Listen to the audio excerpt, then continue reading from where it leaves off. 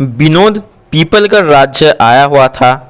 वह घूमते घूमते गांव का दृश्य देख रहा था कि तभी उसे बहुत जोर से भूख लगती है। वह और थोड़ा आगे बढ़ने पर सामने ही कई सारे लोग आग जलाकर उसके चारों ओर बैठे हुए दिखते हैं।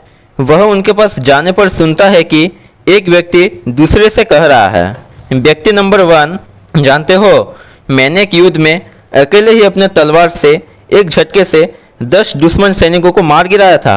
व्यक्ति नंबर 2 कहता है, अरे ये क्या ही कह रहे हो, हमारे महाराज एक बार शिकार के लिए गए थे।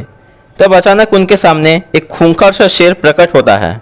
महाराज तो डर के मारे पानी पानी हो जाते हैं। तभी मैं उस शेर पर कूदकर उसके मुंह को दोनों हाथों से पकड़कर चीर देता हूँ। आज हमारे महाराज जिंदा हैं तो सिर्फ मेरे ही कारण से। व्यक्ति नंबर 3 कहता है, अरे तुम लोगों की बच्चों की कहानी खत्म ही हो तो मेरी सुनो।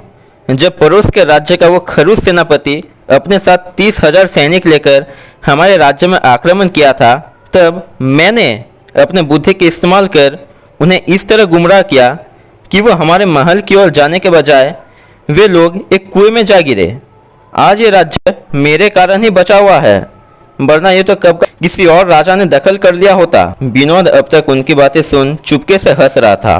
तभी बैठे हुए लोगों में से एक की नज़र उस पर पड़ती है और वह कहता है, व्यक्ति नंबर 1, अरे तुम हमारी बातें सुन हंस क्यों रहे हो? वैसे तुम्हारे पास तो ऐसी कोई वीर गाथा नहीं होगी अपने बारे में। हम इस राज्य के पूर्वतन सैनिक हैं।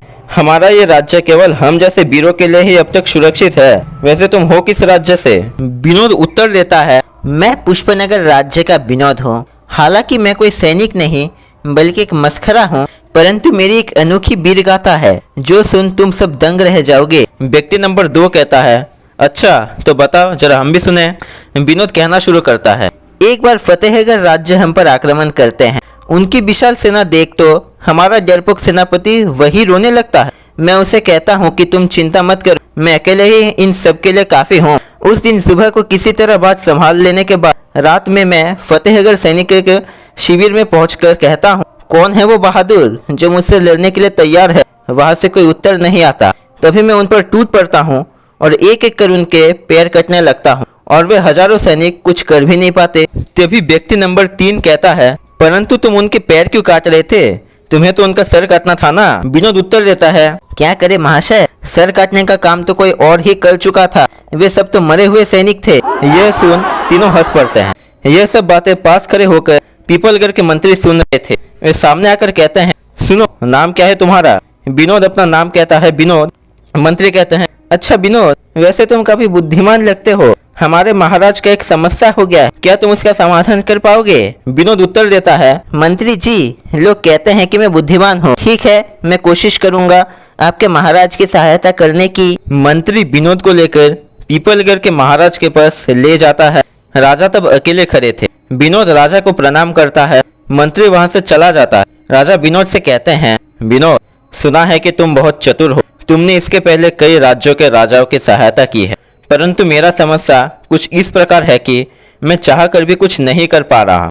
असल में हमारा राज पंडित एक अहंकारी व्यक्ति है। मैंने अपने सभा में किसी को स्थान देने से पहले उसकी जाति नहीं बल्कि उसकी क्षमता देखता हूँ। इसीलिए मेरे सभा में ऊंच नीच सभी जाति के सभासद हैं, परंतु राज पंडित जब भी किसी नीच जाति के सभासद के सामने से गुजरते हैं तो वो अपना मुंह ढक लेते हैं। पंडित उन सभासदों से बात भी नहीं करते और यह केवल मेरे सभा की ही तक सीमित नहीं है। मेरे राज्य में राज पंडित कहीं भी जाए उनका व्यवहार कुछ इस प्रकार ही रहता है। मैंने उनको कई बार समझाया है, किंतु उनका कहना है कि अगर उन नीच जाति के लोगों से वो बात करे या उनका मुंह भी देख लें तो अगले जन्म में वे गधे बन जाएंगे। विनोद थोड़ी सोच के बाद कहता है, महाराज, समस्या का हल कल सुबह ही हो जाएगा, जिसके लिए आपको 2 काम करने होंगे। एक, कल सुबह हर सभासद के साथ आप भी प्रातः भ्रमण में जाएंगे और दूसरा, विनोद राजा के कान में कुछ कहता है।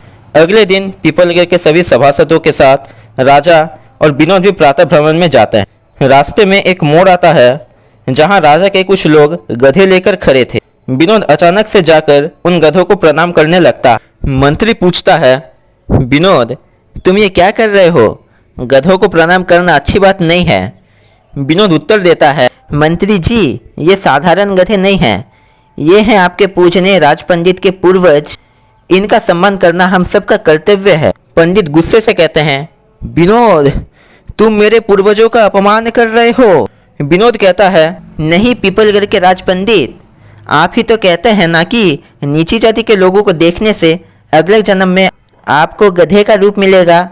हो सकता है कि आपके पूर्वजों ने भी गलती से कभी किसी नीची जाति के व्यक्ति को देख लिया हो, इसलिए इस जन्म में उन्हें गधे का रूप प्राप्त हुआ है। पंडित को अपनी गलती समझ आती है। वे कहते हैं, विनोद, तुमने मेरी आंखें खोल दी। और पंडित राजा से कहते हैं, महाराज, मुझसे बहुत बड़ी भूल हो गई है। मैं नारायण के नाम में शपथ लेता हूँ कि आज से मैं कभी भी किसी व्यक्ति को उसके जाति के चलते भेदभाव नहीं करूँगा। राजा कहते हैं, पंडित, तुम्हें तुम्हारी गलती समझ आई, यह बहुत है। विनोद, तुम्हें मैं पुरस्कृत कर पुष्पनगर भेजने का व्यवस्था करता हूँ। विनोद कहता है, पीपलगढ़ के महाराज की जय हो।